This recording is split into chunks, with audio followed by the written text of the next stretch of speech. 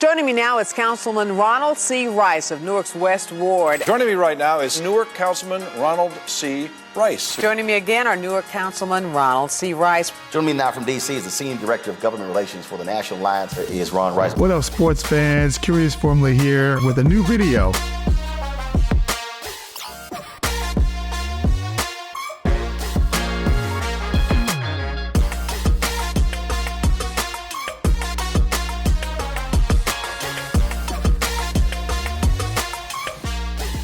What's up, sports fans? Curious Formula here with a new video. The Biden Panic Part 1. But first, BYB. Bless your boy by subscribing to my YouTube channel, like and comment, as well as my IG and TikTok pages for new content every 48 hours. We're trying to get to 1,000 subscribers here on YouTube. It is a big number, but it is my number, so BYB and spread the word. So, the New York Times Siena poll recently came out showing that President Joe Biden is losing to former President Donald Trump in 5 out of 6 battleground states.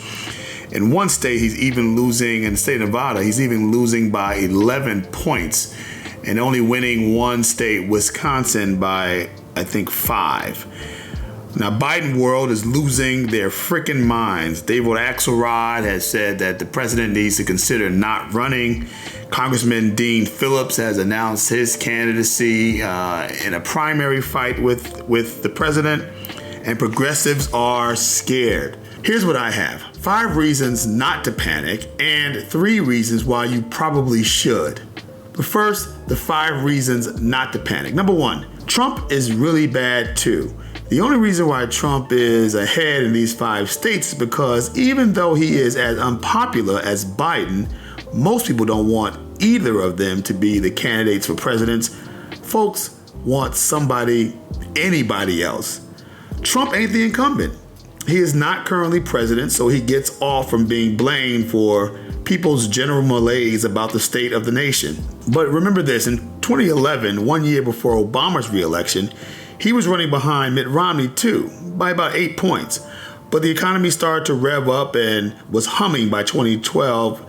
Part of Obama's 72 months of economic expansion, still the longest and strongest economy recovery in U.S. history. Now, I don't know if inflation will go down enough next year to make a repeat electorally of 2012, but most Republicans secretly and despite the Times poll think Trump can't win in November 2024. Even Iowa Republican Governor Kim Reynolds has said so publicly in her endorsement of Ron DeSantis. Trump's court cases will further submerge his numbers and his gaffes, something he criticizes Biden for as a sign of his lack of fitness for office, are becoming a lot more regular and concerning. Check these out. So he's totally incoherent. And he goes, thank you.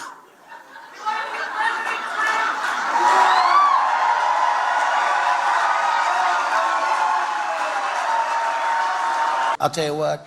You take a look at Obama and take a look at some of the things that he's done. This is the same thing. The country was very divided. And we did with Obama. We won an election that everyone said couldn't be won. We beat. Their windmills are causing whales to die in numbers never seen before. Nobody does anything about that. They're washing up ashore. I saw it this weekend. 3 of them came up. You wouldn't see it once a year. Now they're coming up on a weekly basis.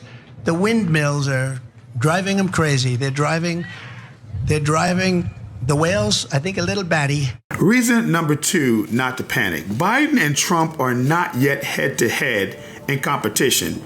November 2024 is a year away, and in politics, that's a lifetime. When people go to their voting booths in 2024 and the choice is only Biden or Trump, Biden will be the reasonable person's choice, although I predict a record low turnout for both. You heard it here first. Reason number 3 not to panic: abortion.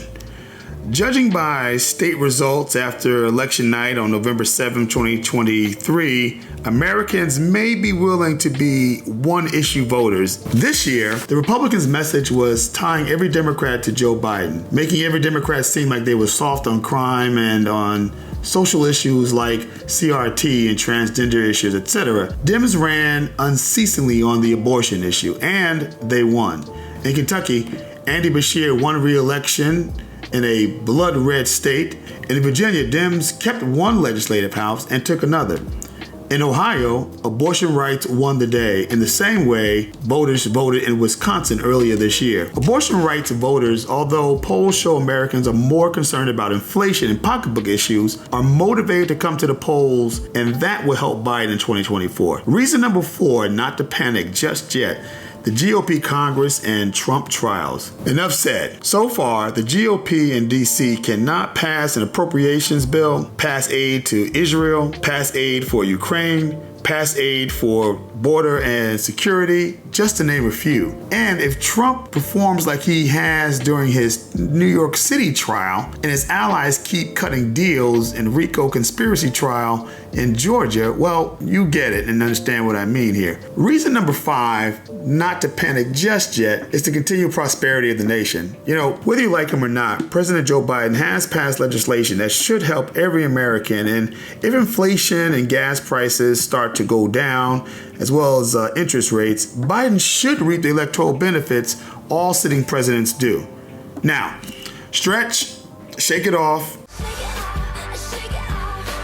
settle down for 3 reasons to panic. Reason number 1, the threat of Kennedy, No Labels, Green Party, and Cornel West. As I've said in previous videos, Biden needs a 2020 turnout to win again, and it looks like he will not get it at this juncture. In addition to his own problems, he has to deal with threats he and the DNC cannot control. One is Robert Kennedy Jr., son of Bobby Kennedy, environmental lawyer, independent candidate for president and anti-COVID vaxxer. New polls show that Robert F. Kennedy Jr.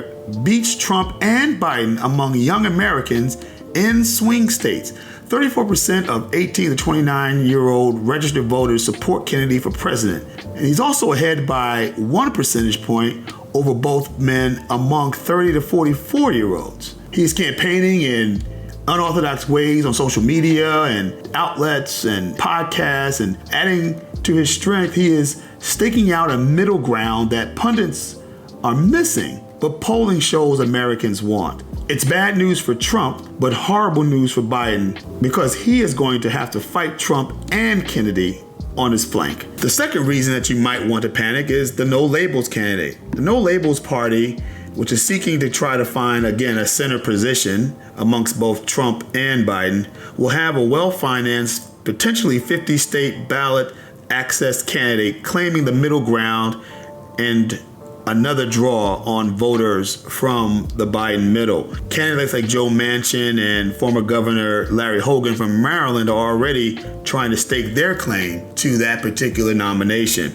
Another reason to panic is the effect of the Green Party and Cornel West. While not much of a threat combined, they could take vital votes from Biden in states he cannot afford to lose them from the progressive side of the aisle. If you don't agree, just ask President Al Gore about Florida. Yeah, you get my point there. The number 2 reason that you might want to panic is the waning African American and Latino support for Joe Biden. Axios in the recent article stated that Biden has a race problem. Across numerous polls, Biden is hemorrhaging Black and Latino voters. The Times poll says as well that Biden's support among non-white voters dropped 33% from 2020's results. And as I mentioned earlier, he needs a record turnout much like 2020 if he's going to pull off a victory in the fall of 2024. And that is the biggest takeaway from the New York Times poll, and pundits are missing it. And Trump's support among Black voters popped up 22 points. The Times even added that, quote, "This is unseen in presidential politics for a Republican in modern times," end quote. Why? Well, among African Americans, the inflation level, the high level of interest rates, the cost of cars and housing. And I would also add the Biden administration's aversion to support public school choice, despite 65